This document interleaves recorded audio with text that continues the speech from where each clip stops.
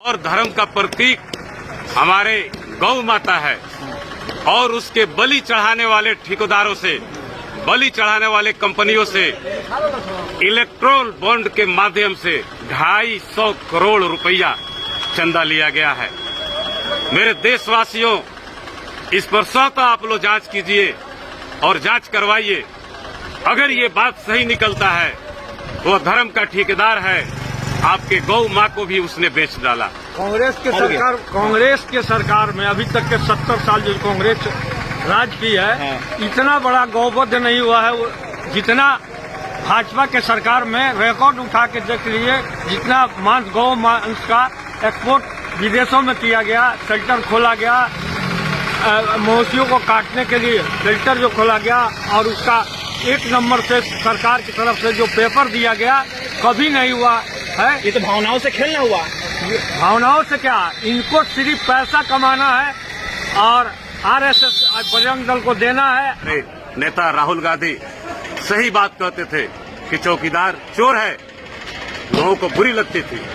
आज ये चीज साबित हो गया कि चौकीदार चोर है, आपका वोटों का चोरी करता है और देश बेचने के लिए ये सारा षड्यंत्र रचता है।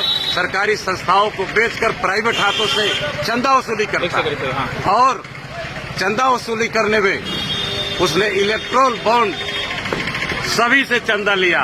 आज तो हद हो गया।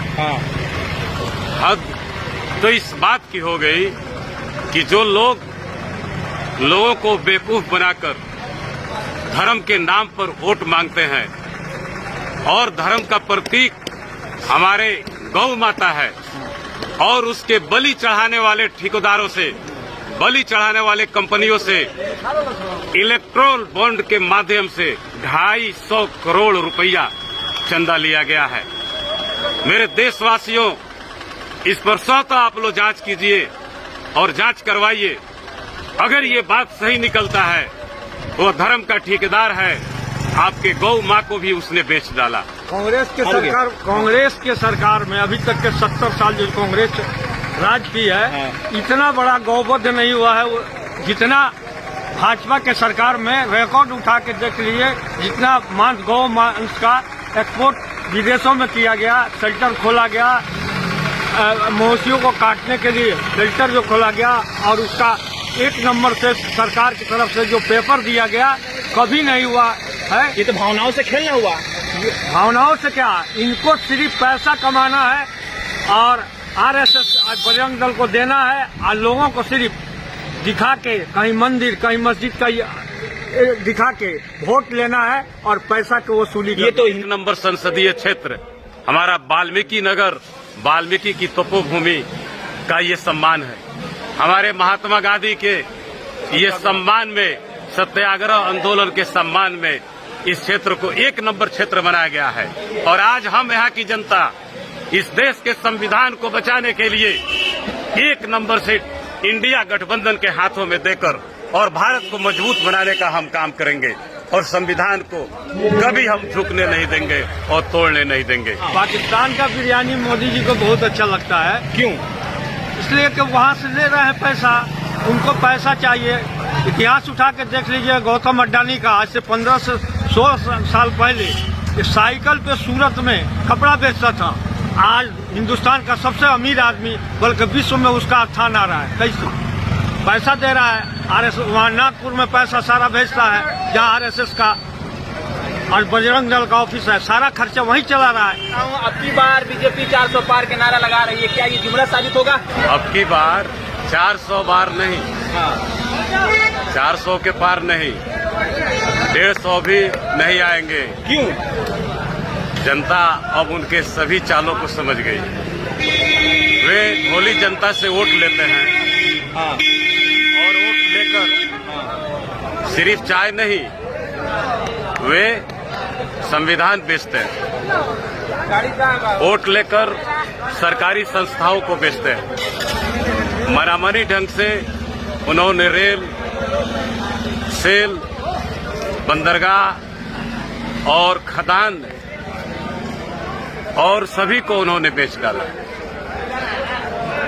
और इसलिए बेचा गया कि सरकारी संस्थाएं उनको चंदा नहीं देगी। वे चंदा सरकारी संस्थाओं से नहीं लेंगे।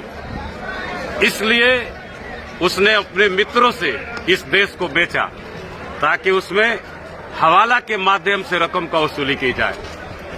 आप पहले देखे होंगे जब राफेल विमान जब फ्रांस से खरीदा गया तो उसका दाम सिर्फ 5,000 करोड़ रुपया था और उसी को अपने मित्र अडानी को टेंडर दिलवाकर, जब कभी भी सरकारी चीजों में अडानी का इंटरफेरेंस नहीं हुआ था, मोदी जी अडानी को खड़ा करके एक एक विमान 13,000 करोड़ रुपया में दाम लगाकर बेचे और सारा हवाला के माध्यम से पैसा को वसूल किया गया। हमारे नेता राहुल गांधी सही बात कहते थे कि चौकीदार चोर है, लोगों को बुरी लगती थी। आज ये चीज साबित हो गया कि चौकीदार चोर है, आपका वोटों का चोरी करता है और देश बेचने के लिए ये सारा षड्यंत्र रचता है। सरकारी संस्थाओं को बेचकर प्राइवेट हाथों से चंदा वसूली करता है और चंदा वसूली करने में उसने इलेक्ट्रोल बॉन्ड सभी से चंदा लिया। पाकिस्तान सुनने में आ रहा है, पाकिस्तान की कंपनी से भी चंदा लिए। पाकिस्तान का बिरयानी मोदी जी को बहुत अच्छा लगता है। क्यों?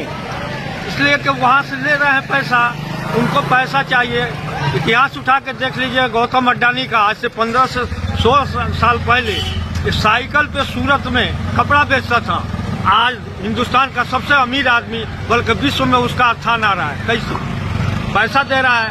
वहाँ नागपुर में पैसा सारा भेजता है जहाँ RSS का और बजरंग दल का ऑफिस है, सारा खर्चा वहीं चला रहा है। आज तो हद हो गया। हद तो इस बात की हो गई कि जो लोगों को बेवकूफ बनाकर धर्म के नाम पर वोट मांगते हैं और धर्म का प्रतीक हमारे गौ माता है और उसके बलि चढ़ाने वाले ठेकेदारों से, बलि चढ़ाने वाले कंपनियों से इलेक्ट्रोल बॉन्ड के माध्यम से 250 करोड़ रुपया चंदा लिया गया है। मेरे देशवासियों, इस पर स्वतः आप लोग जांच कीजिए और जांच करवाइए। अगर ये बात सही निकलता है तो वह धर्म का ठेकेदार है, आपके गौ माँ को भी उसने बेच डाला। कांग्रेस के सरकार में अभी तक के 70 साल जो कांग्रेस राज की है, इतना बड़ा गौवध नहीं हुआ है जितना भाजपा के सरकार में। रिकॉर्ड उठा के देख लीजिए, जितना गौ मांस का एक्सपोर्ट विदेशों में किया गया, शेल्टर खोला गया, मवेशियों को काटने के लिए शेल्टर जो खोला गया और उसका 1 नंबर से सरकार की तरफ से जो पेपर दिया गया, कभी नहीं हुआ है। ये तो भावनाओं से खेलना हुआ। भावनाओं से क्या, इनको सिर्फ पैसा कमाना है और RSS बजरंग दल को देना है और लोगों को सिर्फ दिखा के कहीं मंदिर कहीं मस्जिद का दिखा के वोट लेना है और पैसा की वसूली। ये तो हिंदुओं की भावनाओं से खेलना हुआ है। बिल्कुल भावनाओं से खेलना हुआ। मैं बिहार के जनता से ये अनुरोध करता हूं कि पिछली बार आप लोगों ने अपना 39 संसदीय सीट आप लोगों ने भाजपा गठबंधन को दिया था। आप 5 साल का रिकॉर्ड उठाकर देखिए कि आपके यहाँ क्या काम हुआ है। आपके यहाँ कुछ नहीं हुआ। सिर्फ भाजपा आपका वोट लेकर विकास गुजरात में की। आज हमारा बिहार पिछड़ा रह गया। हमने 39 सीट दिया और 39 सीटों में एक भी रोजगार और एक भी उद्योग धंधे कहीं नहीं लगाए गए। क्यों ऐसा हो रहा है? मेरा पलायन अभी तक रुका नहीं। और जब जब भाजपा मजबूत हुई है तब तक गुजरात में ही विकास हुआ है, बिहार को हमेशा दूर रखा गया है। मैं अपने मुख्यमंत्री नीतीश कुमार जी से भी कहूंगा, वे थक गए थे विशेष राज्य का दर्जा मांगते मांगते। उन्होंने दिल्ली तक आंदोलन किया, हम सभी उनके आंदोलन में साथ थे।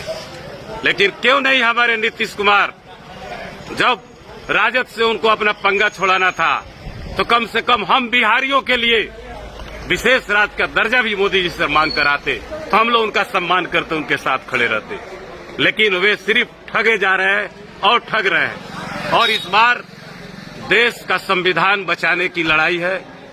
ये संविधान को हटाना चाहते हैं। क्यों? जो हमारा मूलभूत अधिकार है, जिसके तहत मुझे बोलने की आजादी मिली, मुझे रहने की आजादी मिली, आज इस आजादी को ये लोग छीनना चाहते हैं। ऐसा बिहार की जनता कतई नहीं करेगी। पूरा देश संविधान बचाने में लगा हुआ है। हम अभी वाल्मीकि नगर संसदीय क्षेत्र, जो सबसे प्रतिष्ठावान संसदीय क्षेत्र है, जिसको मैं गौरवान्वित महसूस करता हूं, पूरे 1 नंबर संसदीय क्षेत्र हमारा वाल्मीकि नगर, वाल्मीकि की तपोभूमि का ये सम्मान है। हमारे महात्मा गांधी के ये सम्मान में, सत्याग्रह आंदोलन के सम्मान में इस क्षेत्र को 1 नंबर क्षेत्र बनाया गया है। और आज हम यहाँ की जनता इस देश के संविधान को बचाने के लिए 1 नंबर सीट इंडिया गठबंधन के हाथों में देकर और भारत को मजबूत बनाने का हम काम करेंगे और संविधान को कभी हम झुकने नहीं देंगे और तोड़ने नहीं।